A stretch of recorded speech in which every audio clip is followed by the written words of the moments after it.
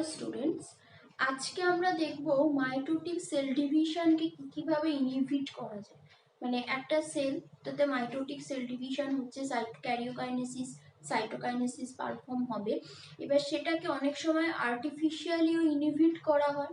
ঠিক আছে, কোনো সেল ডিভিশন স্টাডি করার জন্য ল্যাবে কোনো একটা পার্টিকুলার স্টেজ, তোমরা প্র্যাকটিক্যালেও 11th-12th-এ প্র্যাকটিক্যাল যখন করবে স্কুলে দেখবে যে সেল ডিভিশন অ্যালিয়াম সেপা থেকে, অ্যালিয়াম সেপার যে রুট টিপস আছে, তারপর সেখান থেকে আমাদের মাইটোটিক সেল ডিভিশন স্টাডি করতে হবে। তো তখন কি করা হয়, বিভিন্ন রকমের এক্সট্রাকশন মানে কিছু কেমিক্যালস ইউজ করে যাতে পার্টিকুলার স্টেজেসগুলোকে কন্ট্রোল করা যায়। ঠিক আছে, মানে পার্টিকুলার কোনো একটা স্টেজকে যাতে রেস্ট্রিক্টেড করা যায়। মানে সাপোজ তোমরা ভাবো একটা সেলের ডিভিশন আমরা দেখব, এবার আমরা রুট টিপ কালেক্ট করেছি। রুট টিপ থেকে কি করা হবে, রুট টিপ কেন নিচ্ছি না, দেখো মেরিস্টেমেটিক সেলস গুলো বেশি রুট টিপে আমরা পাবো, ডিভিশনাল ফেজ গুলো পাবো। ডিভিশনাল ফেজেই তো আমরা এই সেলসের ডিভিশন দেখতে পাবো, তো সব ইন্টারফেজে থাকবে সেলগুলো, তাই না? তো সেই জন্য এবার ওই রুট টিপটা যখন কালেক্ট করলাম, এবার কালেক্ট করে আমি সেল ডিভিশন দেখতে চাইছি। এবার লিভিং পোর্শনে সেল তো নর্মালি ডিভাইড করতেই পারে, তাই জন্য কি করব না, আমরা যখন স্টাডি করব তো তার আগে বিভিন্ন যে সেলসগুলো যে স্টেজে তখন আছে তার ডিভিশনের, সেই স্টেজে যাতে রেস্ট্রিক্টেড হয়ে যায়, তাই কিছু মাইটোটিক সেল ডিভিশনের ইনহিবিটর, মানে মাইটোটিক সেল ডিভিশনটাকে হতে দেবে না, স্টপ করে দেবে, এরকম কিছু কেমিক্যালস ইউজ করা হয়। ঠিক আছে, তো সেইগুলোই কিভাবে মাইটোটিক ইনহিবিশন হয়, এবং সেগুলো যদি নর্মালি যদি আমরা প্র্যাকটিক্যালে করার জন্য বা বিভিন্ন রকমের রিসার্চ ওয়ার্কের জন্য করা হয়, তো সেটা তাহলে আর্টিফিশিয়ালি করা হচ্ছে। কিন্তু অনেক ক্ষেত্রে দেখা যায় যে ওই টাইপের কেমিক্যাল জিনিসগুলো কিন্তু নর্মালি হিউম্যান কনজিউম করছে বা আদার্স যে কোনো অর্গানিজমসের জন্য যারা কনজিউমস করলে সেটা ক্যান্সার ফর্ম করতে পারে। কারণ একটা আনঅর্গানাইজড যদি সেল ডিভিশন হয়, তোমরা অলরেডি সেল সাইকেল চেক পয়েন্টে আমি তোমাদের দেখো ক্যান্সার কিভাবে হতে পারে আনঅর্গানাইজড সেল ডিভিশনের জন্য, সেগুলো ডিসকাস করেছি। তো এটাও একটা কজ যে এই কেমিক্যালসগুলো যদি সেল সাইকেলটাকে ইনহিবিট করে বা মাইটোসিসের কোনো একটা স্টেজকে ইনহিবিট করে দেয়, তো সেখান থেকেও ক্যান্সার ফর্ম করতে পারে। তো সেই ইনহিবিটরসগুলো আজকে আমরা ক্লাসে একটু দেখে নেব। তো ফার্স্টে দেখো এখানে আমি কি বলেছি, যে এখানে 3টে ইনহিবিটরের দেখো নাম লেখা আছে। ঠিক আছে, ফার্স্টে দেখো একটা কম্পোনেন্ট, দুটো কম্পাউন্ডের নাম আছে, সায়ানাইড আর অ্যাজাইড। এই কেমিক্যাল কম্পোনেন্টস গুলো কি করে না, অ্যারেস্ট সেল ডিভিশন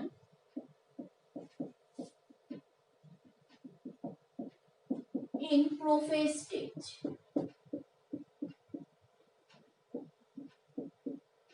ওকে, মানে সেল সাইকেল বা সেল ডিভিশন যদি বললে বেশি ঠিক হবে।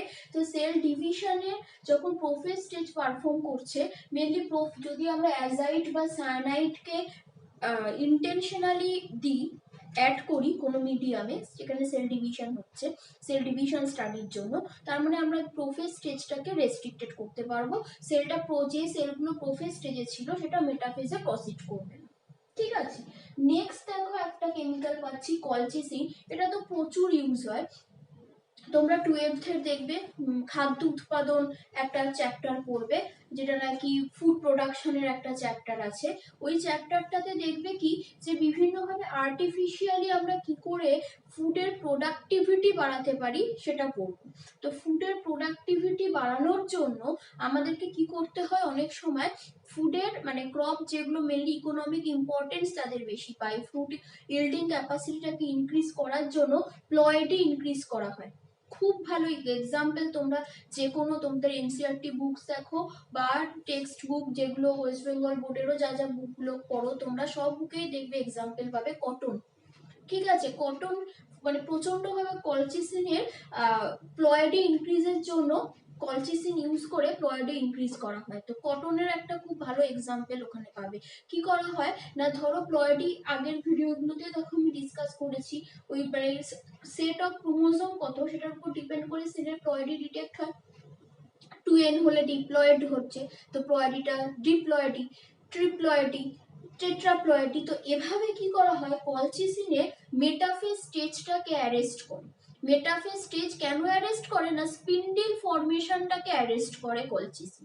এবার যে স্পিন্ডিল ফর্মেশন, স্পিন্ডিলের সেপারেশন মিন্স মেটাফেজ স্টেজটাকে যদি অ্যারেস্ট করা যায়, তখন দেখা যাবে কি যে একটা সেল যে 2n ছিল ডিভিশন করতে না পেরে 4n হয়ে গেছে, হেক্সাপ্লয়েড, হ্যাঁ এরকম ভাবে হেক্সাপ্লয়েড টেট্রাপ্লয়েড করে ওদের প্লয়েডিটাকে মানে ক্রোমোজোম নাম্বারটাকে ইনক্রিজ করে হাইব্রিডাইজড করা হচ্ছে, যার জন্য দেখা যাচ্ছে ওই যে নিউলি ফর্মড যে প্লয়েডি ইনক্রিজ করে যে প্ল্যান্টস গুলোকে পাচ্ছি তাদের ইকোনমিক ইম্পর্টেন্সটা অনেক বেড়ে যাচ্ছে, ফুড ইল্ডিং ক্যাপাসিটি হয়তো বেড়ে যাচ্ছে। তো সেগুলোর জন্য কলচিসিন কিন্তু এখন প্রচুরভাবে ইউজ হয়। আর অবশ্যই সেলুলার লেভেলে, সেল ডিভিশন লেভেলে স্টাডি করার জন্য কলচিসিন ইউজ করা হয়, কিন্তু অবশ্য এটার রেঞ্জটা ঠিকঠাকভাবে যদি মেনটেন না করা যায় এর সাইড এফেক্টে ক্যান্সারও ফর্ম করতে পারে। তো সেক্ষেত্রে দেখো কলচিসিনটা কি পাবো, it arrest proper spindle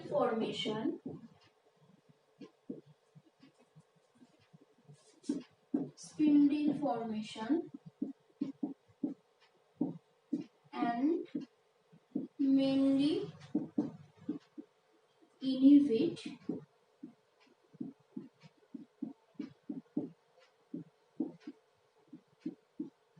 metaphase। Okay, এই দুটো পেলাম। লাস্ট একটা দেখো পাচ্ছি কার্বন মনোক্সাইড, CO। তো কার্বন মনোক্সাইডের আবার ফাংশনটা কিরকম না, কার্বন মনোক্সাইড যে কোনো একটা living organisms, plants or animals cellular respiration perform হবে। সেলুলার রেসপিরেশনটা কি না, সেলুলার রেসপিরেশন মানে তোমরা গ্লাইকোলাইসিস, ক্রেবস সাইকেল এগুলো জানো। তো এবার এই সেলুলার রেসপিরেশন যে পারফর্ম হচ্ছে, সেলুলার রেসপিরেশনের এই ক্রেবস সাইকেলের যে স্টেপটা আমরা পাই, এই ক্রেবস সাইকেলটাকে ইনহিবিট করে কার্বন মনোক্সাইড। ঠিক আছে, তো তাহলে কি পাচ্ছি দেখো, carbon monoxide inhibit Krebs cycle. এবার যদি ক্রেবস সাইকেল ইনহিবিট হয়ে যায়, আলটিমেটলি রেসপিরেশনের দরকারটা কি কোন লিভিং অর্গানিজমসে, এটিপি ফর্মেশন, এনার্জি তো না, এই এনার্জি ফর্মেশনই তো মেইনলি দরকার। গ্লাইকোলাইসিস, ক্রেবস সাইকেল করে আলটিমেটলি এনার্জি ফর্ম করবে। তো সেই এনার্জি ফর্মেশনটা কিন্তু সেল সাইকেল পারফর্মের জন্য দরকার, সেল ডিভিশনের জন্য দরকার। এই সব কিছুর জন্যই তো বডি এনার্জি ফর্ম করছে, যাতে সব molecular function, DNA synthesis, RNA, protein synthesis, cell cycle perform, এই সব কিছু যাতে করবার জন্য যে এনার্জিটা রিকোয়ারমেন্টস, সেটার জন্যই আমরা ফুড গেইন করছি।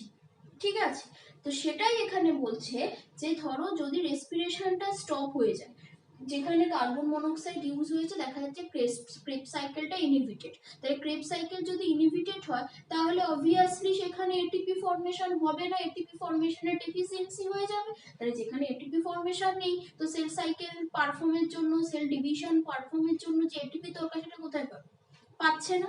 তো তাহলে cell cycle, cell division inhibited হয়ে গেল, মাইটোসিস, সেল ডিভিশন ইনহিবিটেড হয়ে গেল।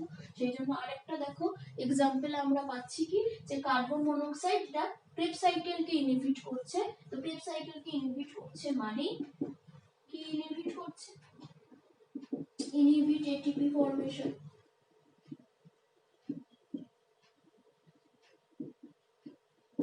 ওকে, এই যে তিনটে এক্সাম্পল, আরো কিছু এক্সাম্পল থাকছে, কিন্তু এই তিনটে এক্সাম্পল মেন, তোমরা একটুখানি অবশ্যই মনে রেখো, বিভিন্ন কোশ্চেন্সে কিন্তু এই এক্সাম্পলস গুলো থেকে এমসিকিউ বা 1 মার্কসের শর্ট কোশ্চেন্সে কিন্তু এই কোশ্চেন্স গুলো বা এই অ্যান্সার্স গুলো লাগে আর কি।